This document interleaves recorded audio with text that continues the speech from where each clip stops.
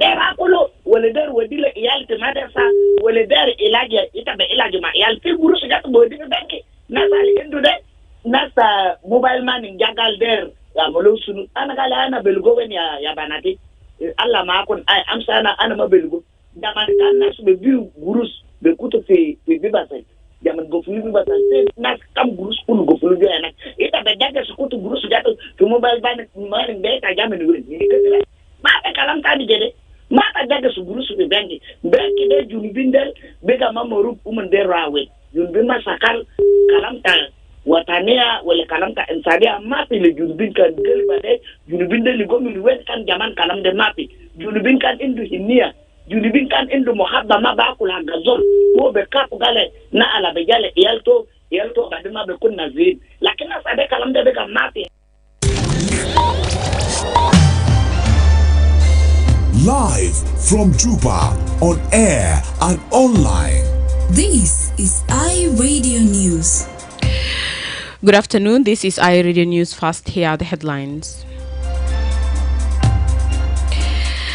The Central Equatoria State Government says 10 people, including 2 women and 8 men, have been abducted and 2 passenger vehicles set ablaze in separate attacks in Yei River and Morobo counties. Dr. James Wani Iga has pledged to work in solidarity with Vice President Bolmel, vowing close consultation for national unity and SPLM cohesion, while urging citizens to remain calm and supportive. And a health official has said that despite their official titles and positions, health officials in South Sudan have been forced into professional begging for donor funds, a practice he says must stop as the country takes responsibility for its health sector. These stories and more coming to you in this news bulletin with me, Baria Johnson, and now the news in detail.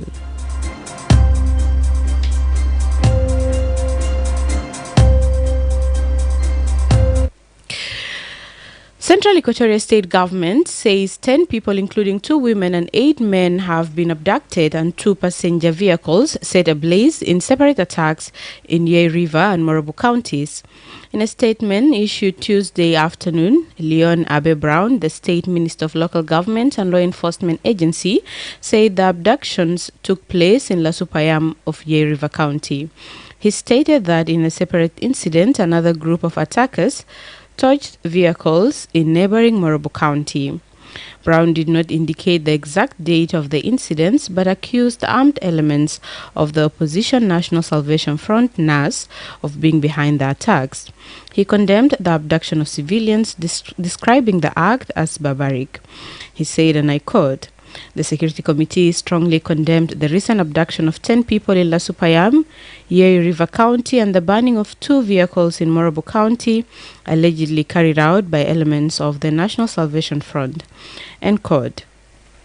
The announcement was made during a Central Equatoria State Security Committee meeting held on Tuesday at Kator Block, Juba City Council, and chaired by the acting state governor, Paulino Lekudo Obede. Minister Brown called for the immediate and unconditional release of those abducted. He said, and I quote, "The 10 kidnapped individuals include 8 men and 2 women. We are appealing for their release. These acts by anti-peace elements are unacceptable and are condemned in the strongest terms possible." End quote. The opposition NAS has not commented or claimed responsibility for the attacks. Yei River and Morobo counties have witnessed a surge in insecurity in recent weeks.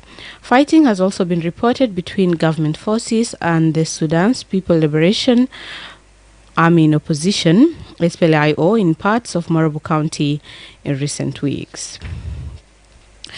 Dr. James Wani Iga has pledged to work in solidarity with Vice President Bolmel, vowing close consultation for national unity and SPLM cohesion, while urging citizens to remain calm and supportive. President Salva Kiir dismissed Iga as first deputy chairman of the Sudan People's Liberation Movement and replaced him with Vice President Benjamin Bolmel in a surprise reshuffle.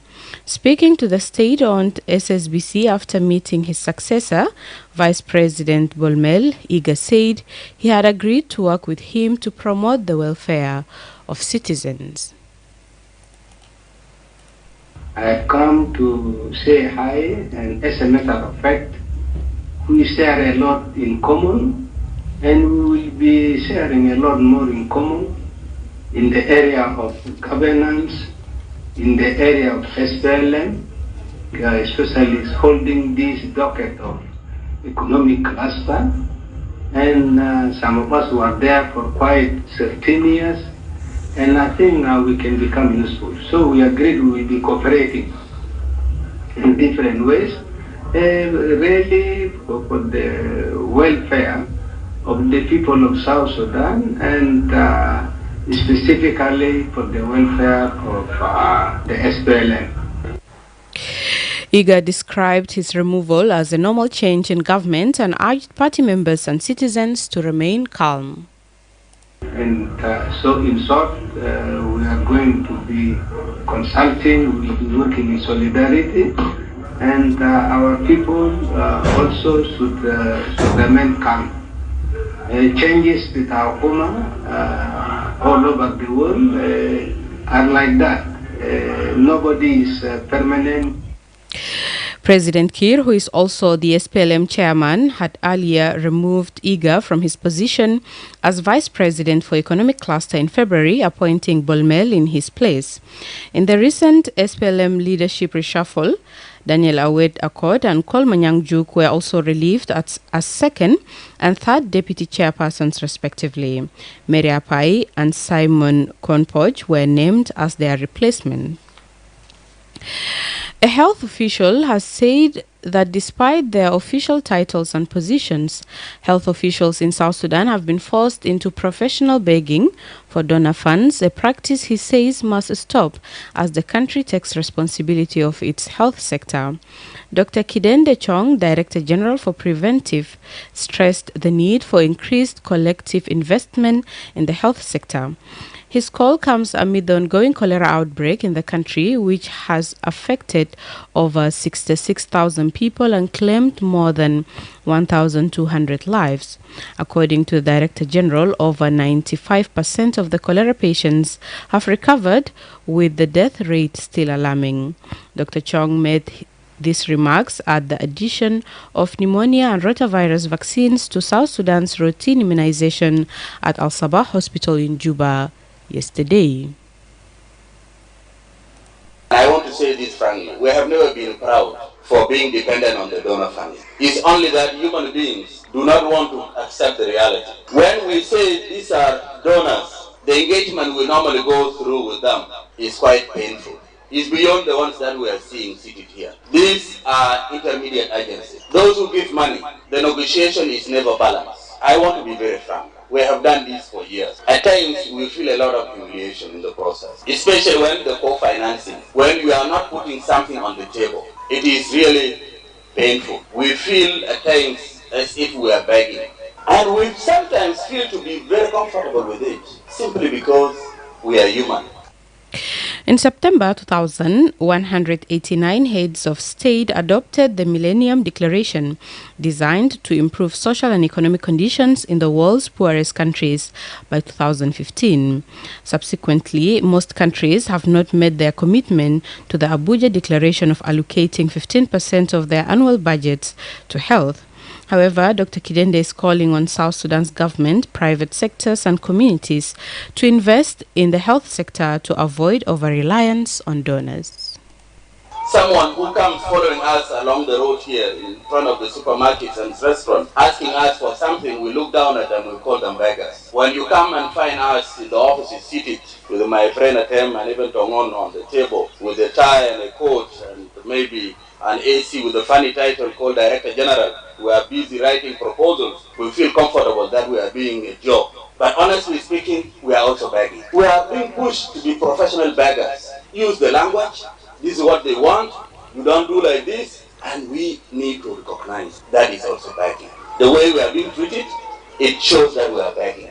And I came to realize that the most difficult job to do in this world is begging, which we must stop. We need to rise and take responsibility.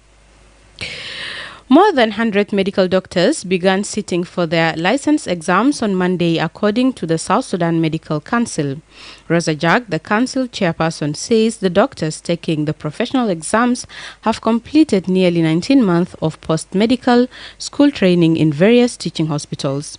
She says the 120 candidates are required to pass these exams to be licensed as medical doctors.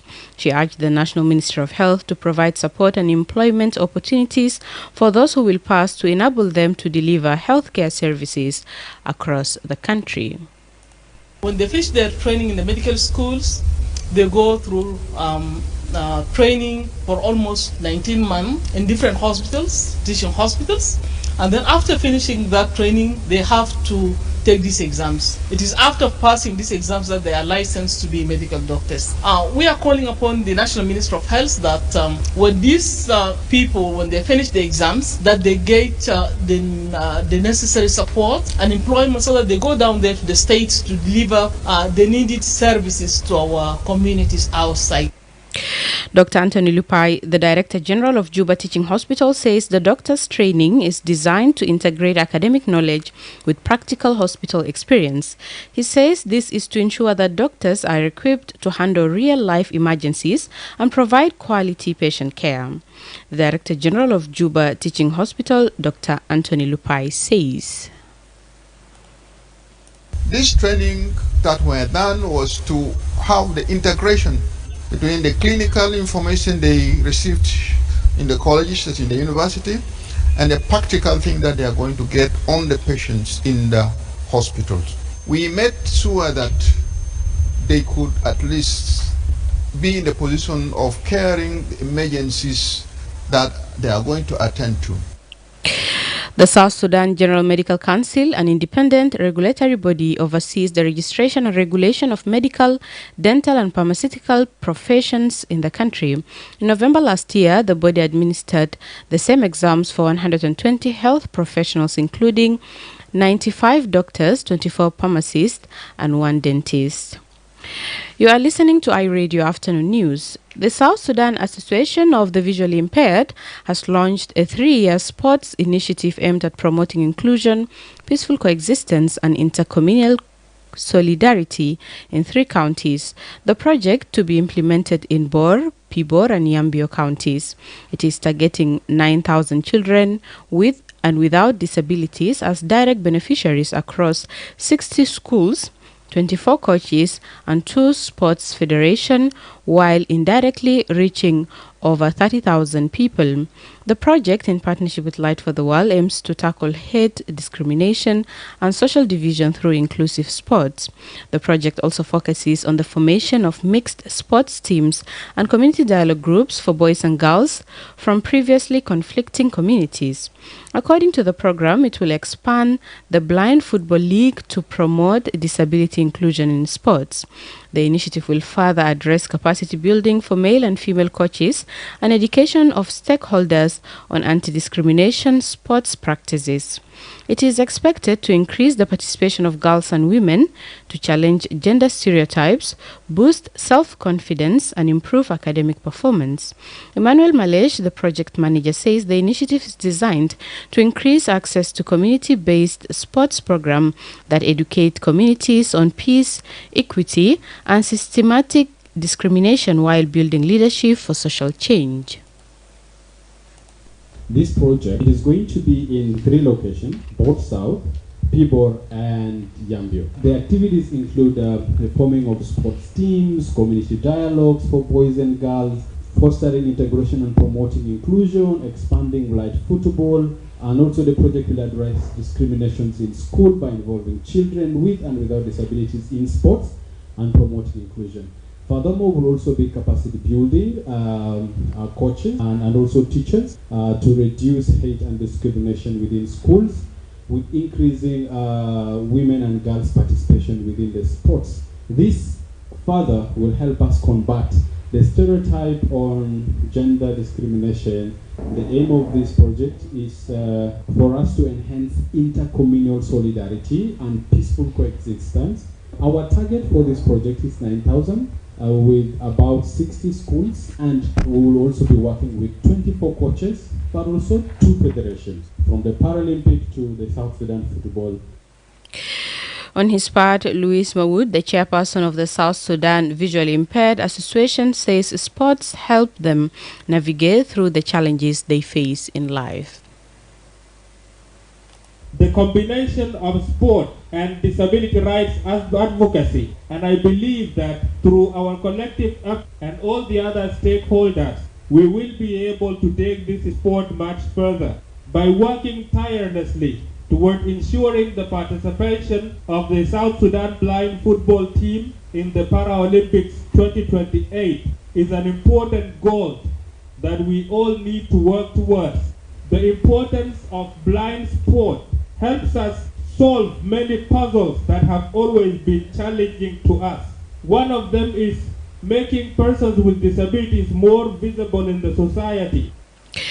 Meanwhile, Simon Madu, the coach of Blind Football and Sport for Peace, said sports changed his life.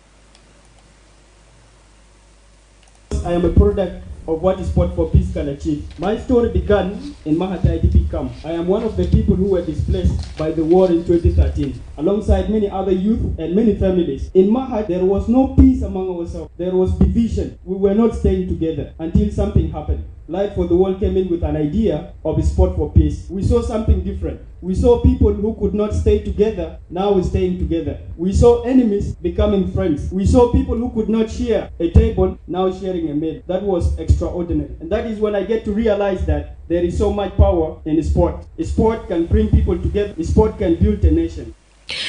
You're listening to iRadio News, and now to the regional and international news with Madrama James. Namibia is set to mark a colonial genocide for the first time with the Memorial Day, a debut Germans are forgotten genocide and described by historians as the first genocide of the 20th century. The systematic mother of more than 70,000 Africans is being marked with a national day of remembrance for the first time in Namibia. Almost 40 years before the use in the Holocaust, concentration camp and pseudo-scientific experiments were used by German officials to torture and kill people in what was and then called Southwest Africa. Elsewhere, U.S. President Donald Trump's administration has ordered U.S. embassies around the world to stop scheduling appointments for student visas as it prepares to expand social media vetting of such applicants. An official memo said social media vetting would be stepped up for student and foreign exchange visas, which would have a significant implications for embassies and consulates. It comes during a wide-ranging Trump crackdown on some of America's most elite universities. Finally, French President Emmanuel Macron on Wednesday reaffirmed his wish to see a two-state solution to the Israel-Palestine conflict and said that there were no double standards in French policy towards the Middle East. Macron is leaning towards recognizing a Palestinian state. Diplomat and experts said a move that could entrench Israel and deepen Western split. The French president was speaking in Indonesia. Macron said only a political solution will make it possible to restore peace and build for the long term. Thank you, Madrama James. And now to the sports news with Lasuba Memo.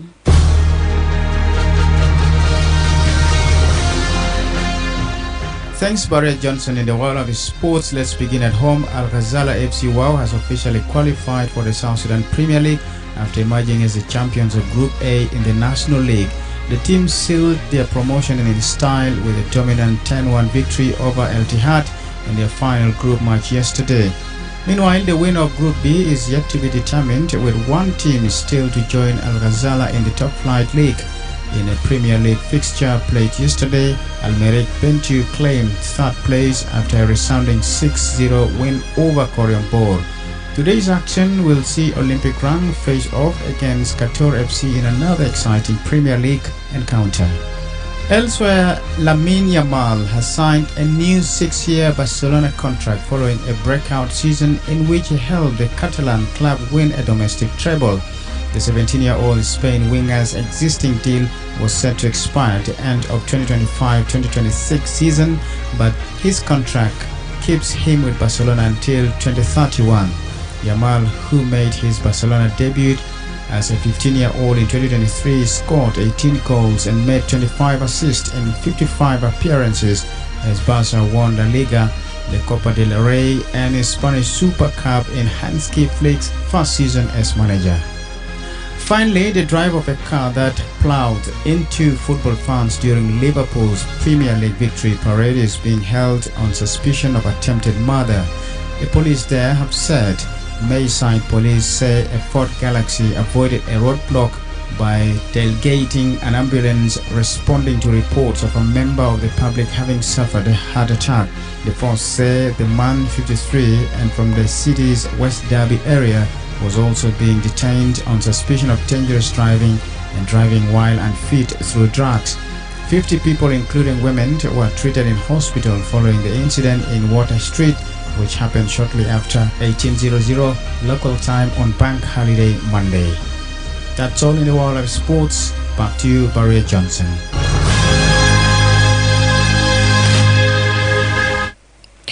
You're listening to iRadio News, and to end this bulletin, here are the headlines once again.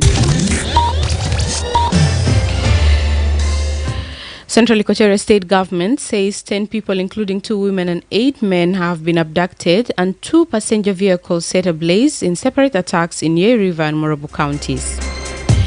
Dr. James Wani Iga has pledged to work in solidarity with Vice President Bolmel, vowing close consultation for national unity and SPLM cohesion, while urging citizens to remain calm and supportive. And a health official has said that despite their official titles and positions, health officials in South Sudan have been forced into professional begging for donor funds, a practice he says must stop as the country takes responsibility of its health sector. That's the end of iRadio Afternoon News. If there is a story or an event you would like iRadio to cover or report about, please send us a text message on +211 925 287870. It's also our WhatsApp number. Follow us on X at iRadio Juba, like our Facebook page, iRadio, subscribe to our YouTube channel at iRadio South Sudan. You can also visit our website and listen to us online at www.iradio.org. Stay tuned for the news in Arabic at 1:30. I am Baria Johnson. Thanks for listening.